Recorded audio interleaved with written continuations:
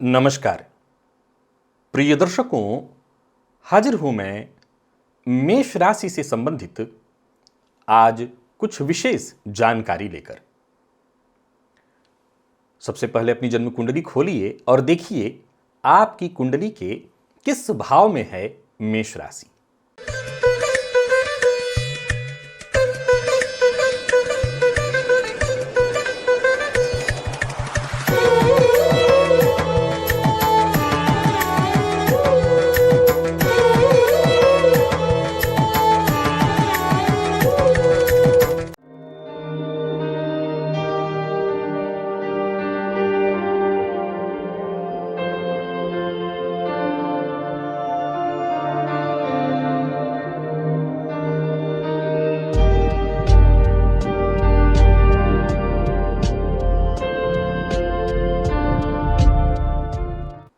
प्रिय दर्शकों, मैं सबसे पहले तो आपको मेष राशि का स्वभाव और प्रभाव बताता हूं, फिर इसे आपकी जन्म कुंडली से जोड़कर कैसे देखना है, इसे कैसे समझना है, इस पर हमारी चर्चा होगी।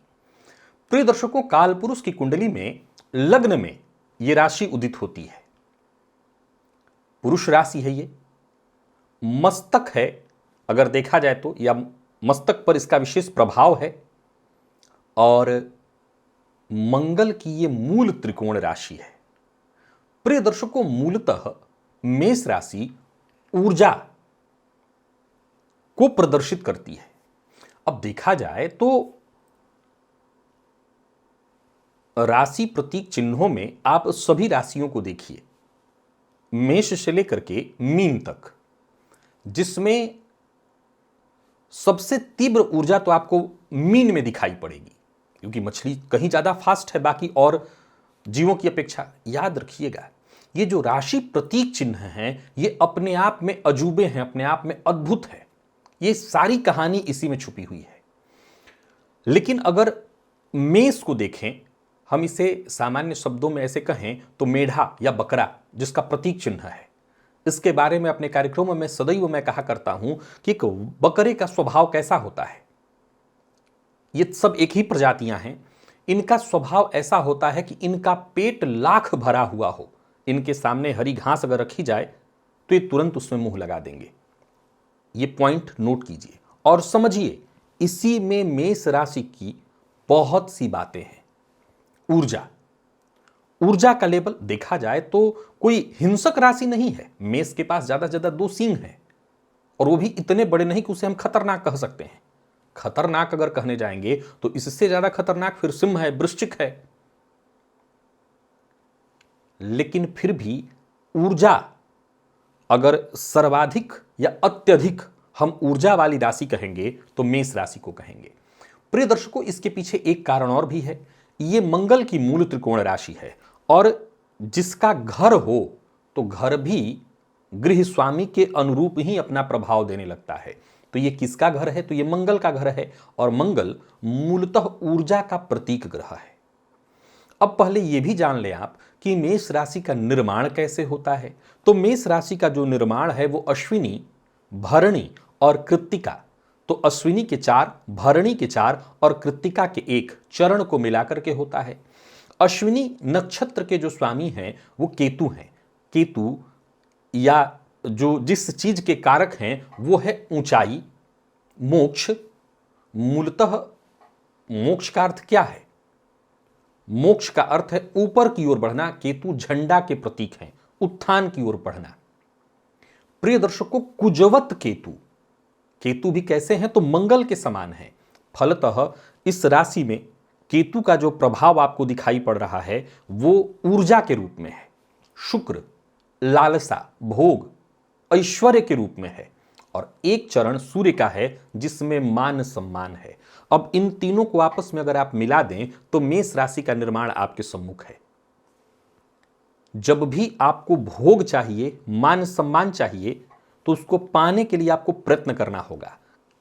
पहला ही जो नक्षत्र है अश्विनी, वो उत्थान, ऊंचाई की सूचना देता है। शुक्र ऐश्वर्य, भोग की सूचना देते हैं। फलतः इस राशि में यह मूल रूप से पाया जाता है कि ऐसे जातकों में चाहतें आकांक्षाएं बाकी की अन्य राशियों की अपेक्षा बहुत ज्यादा होती है, बहुत ज्यादा। एक और चीज, चूंकि देखा जाए तो मेष ये जो राशि है ये चर राशि है, शीघ्र गति वाली चर राशि।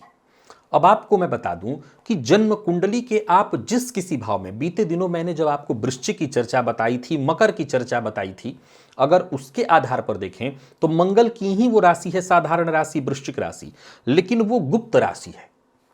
मेष गुप्त राशि नहीं है, ये गुप्त राशि नहीं है। इसकी सारी प्रतिभाएं, सारी प्रक्रियाएं बहिर्मुखी हैं, दिखावे वाली हैं, दिखाने वाली हैं। कमाल की बात है कि आपकी जन्म कुंडली के जिस भाव में यह राशि है, समझ लीजिए आपका असल में ऊर्जा का केंद्र है वो भाव। बहुत गहराई वाली बात आपको मैं बता रहा हूं। यूं समझ लीजिए कि आपकी जन्म कुंडली के जिस भाव में यह राशि है, आपकी पूरी कुंडली में असल में ऊर्जा का सबसे अधिक प्रवाह उसी भाव में है। जिसके लग्न में है कहना ही नहीं है, आपके व्यक्तित्व में ही आपकी ऊर्जा है। जिसके द्वितीय भाव में है, तो द्वितीय भाव से किन चीजों का विचार होता है? द्वितीय भाव से विचार होता है वाणी का, धन का, आपके कुटुंब का। तो मूलतः आपके नियंत्रण में क्या है? तो आपके नियंत्रण में आपका धन है, आपके नियंत्रण में आपकी वाणी है। तो जिनकी कुंडली के दूसरे भाव में मेष राशि बनती है, ऐसे जातकों की जो ऊर्जा है वो आपकी वाणी में है, आपके संचित धन में है। जीवन में आपका उत्थान इसी चीज से होगा। यानी यही बात मैं मेष के लिए कहूंगा कि आपके जीवन में आपका उत्थान आपका व्यक्तित्व है। वैसे तो हर राशि का अपना व्यक्तित्व होता है और उस राशि का व्यक्तित्व ही उसके उत्थान का कारण होता है, लेकिन मेष के लिए यदि देखा जाए तो आपका न संतुष्ट होना, बीते दिनों आपने याद किया होगा मैंने एक वीडियो बनाया था और बताया था कि ये वो राशि है जिसे मैं संतुष्ट राशि कभी नहीं कह सकता। ये असंतुष्ट रहती है और इसका असंतुष्ट होना ही इसके उत्थान का कारण है। तो ये मेष है। और अगर मीन लग्न बना करके देखेंगे तो मेष राशि द्वितीय भाव में पड़ेगी, तो आपका धन, आपकी वाणी, इसी में आपकी ऊर्जा है। यही आपके उत्थान का कारण है, यही आपके उत्थान का कारण है। कुंभ लग्न की यदि कुंडली बनाएंगे तो तृतीय भाव में मेष राशि पड़ेगी।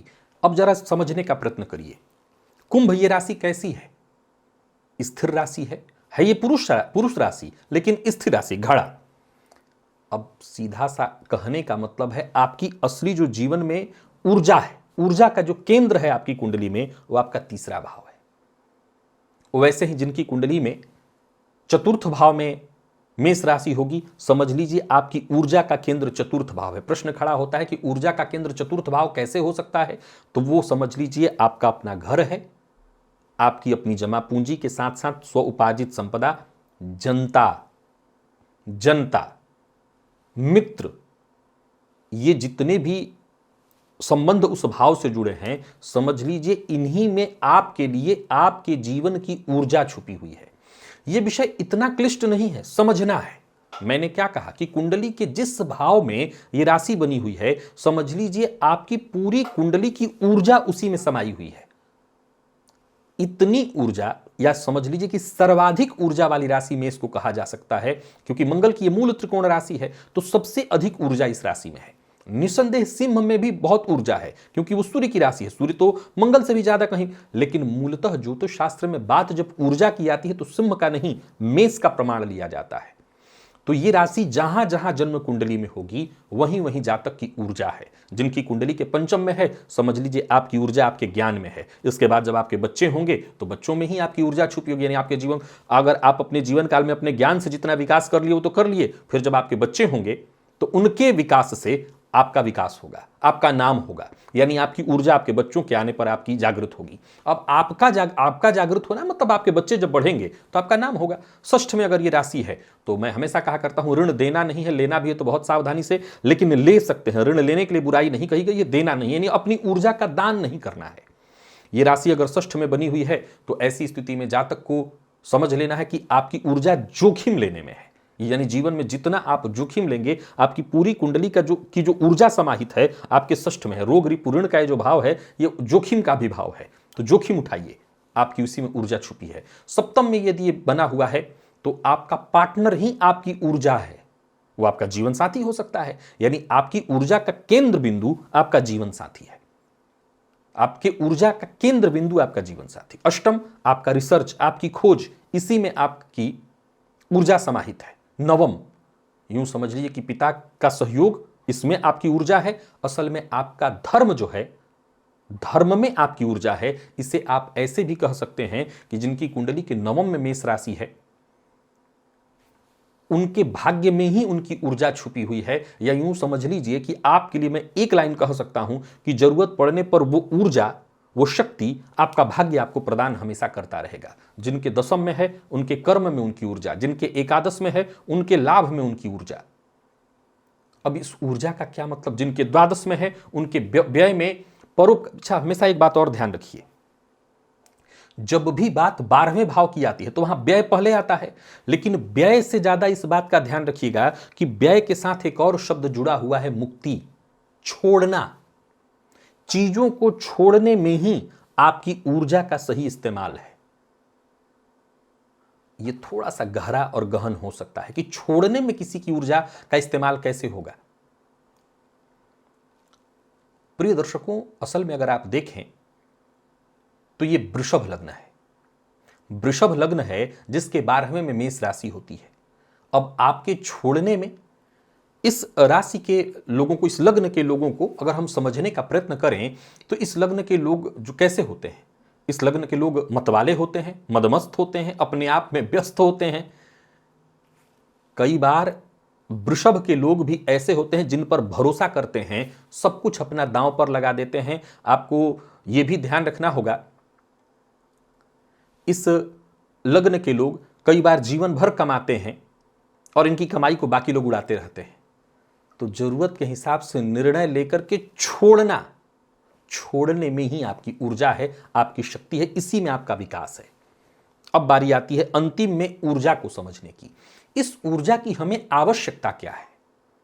असल में ये पूरी सृष्टि जो है अपने आप में एक ऊर्जा है।